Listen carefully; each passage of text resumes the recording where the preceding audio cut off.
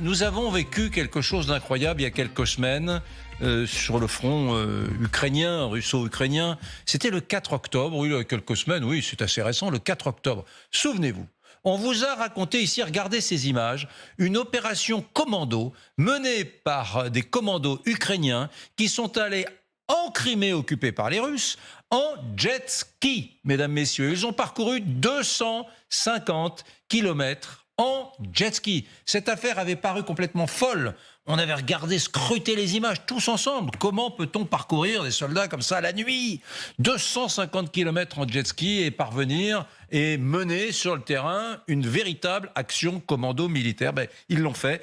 Et depuis quelques heures, on a des détails. Oui, aujourd'hui, 2 semaines après cette opération complètement folle, eh bien, le chef du commando raconte en exclusivité pour LCI comment ça s'est passé. À l'origine, autour de lui, tout le monde lui disait qu'il était complètement fou de mener cette opération. Écoutez ce témoignage recueilli par Gwendoline de Bono.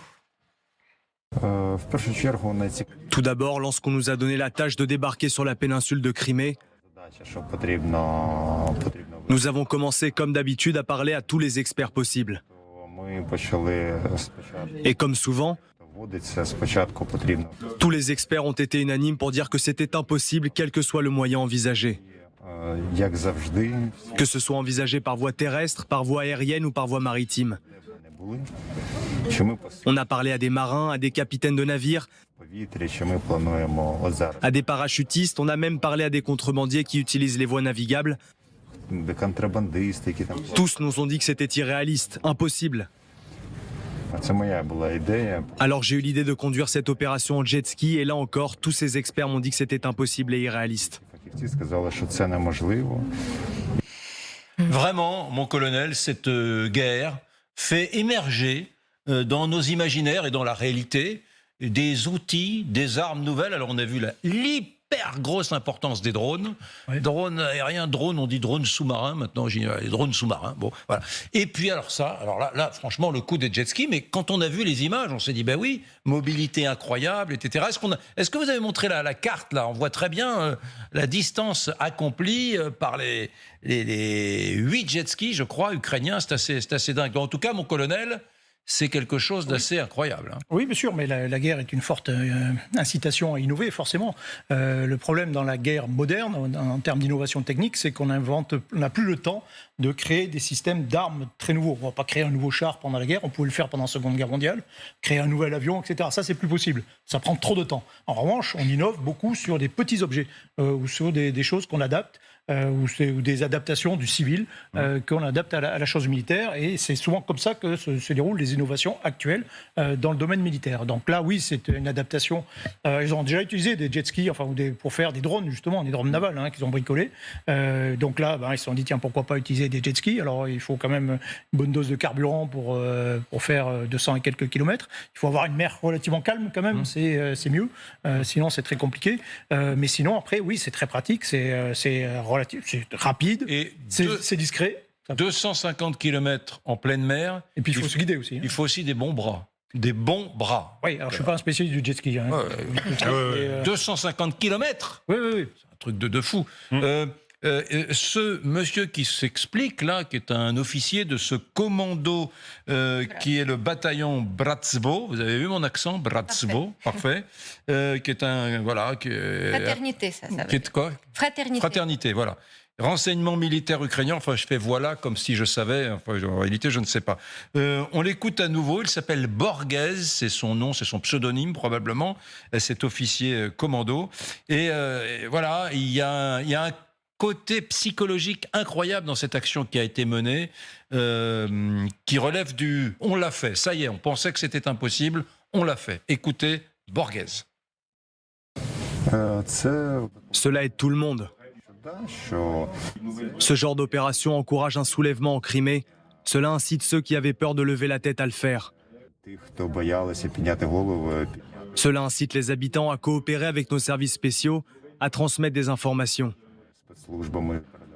Ils voient que c'est réel, que nous sommes déjà là. Et pour nous, c'est pareil.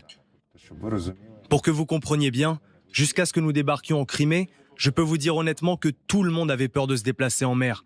parce que la mer était considérée comme un territoire russe. C'était comme un tabou, les gens avaient peur. C'était considéré comme un territoire ennemi, un point c'est tout, sans remise en question. Et quand nous l'avons fait, nous avons montré à tout le monde que c'était possible, que la mer n'était pas russe et qu'il était possible de débarquer sur leurs côtes. Nos parachutistes l'ont pensé, notre marine l'a pensé également.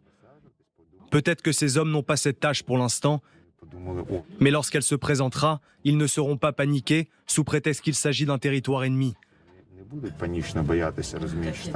Nous y sommes déjà allés. Pourquoi on ne pourrait pas le faire à nouveau? À la Poédie, c'est vrai que l'image était spectaculaire de ces Ukrainiens qui arrivent en Crimée à bord de leur jet ski, qui plantent le drapeau sur la péninsule. C'est vrai que c'était complètement inattendu et limite une provocation même pour les Russes de montrer qu'ils pouvaient y arriver. Absolument, mais vous savez, c'est pas seulement, disons, quelque chose comme une opération spectaculaire. Ils ont éliminé quand même plusieurs dizaines d'ennemis parce qu'il y a eu les vraies batailles et c'est pas la première fois qu'ils faisaient cet assaut.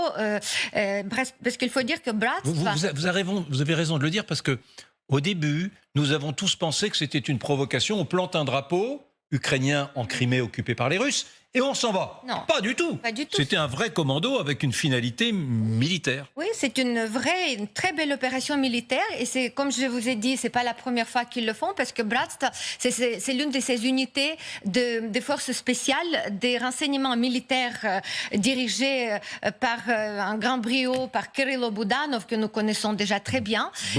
Budanov, et qui, ils organisent ce genre d'opération. Et vraiment, l'idée, ce n'est pas que y aller, et ce n'est pas que faire cette opération militaire avec destruction de l'ennemi, destruction de matériel, mais aussi tenter et toucher la côte de la Crimée pour les prochaines débarquement. Il faut savoir que quand même les Ukrainiens... c'est ça qu'ils doivent avoir en tête là aujourd'hui. Oui, bien sûr, et les Ukrainiens ont bien prévu d'embarquer dans la Crimée et ça leur facilite, c'est les premiers pas qu'ils font pour la reconnaissance du terrain. Donc c'est une opération d'une grande importance.